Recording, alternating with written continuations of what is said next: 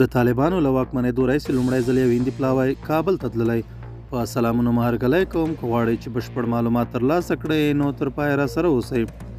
د هند د بهرنیو چارو وزارت وایي د یاد وزارت یو لوړپوړي سکرتر په مشرۍ د دغه هیواد یو پلاوی افغان پلازمینې کابل ته تللی چې له افغانستان سره د هندي مرستو د رسېدو او ویش بهیر وڅاري. په افغانستان کې د طالبانو له واکمنېدو وروسته دا لومړی ځل دی چې یو هندي حکومتي پلاوی افغانستان ته سفر کوي. د هند د بهرنیو چارو وزارت په یوه اعلامیه کې ویل شوي پلاوی به د دې سفر په لړ کې له نړیوالو مرستندویو ادارو له استازو سره وویني چې د دې مرستو د ویش مسؤلیت لري. د هند د بهرنیو چارو وزارت په اعلامیه کې راغلي د هندي پلاوی غړي به له لوړپوړو طالب چارواکو سره هم ویني او افغانستان سره به د هند د بشري مرستو په هکله ورسره وغږیږي.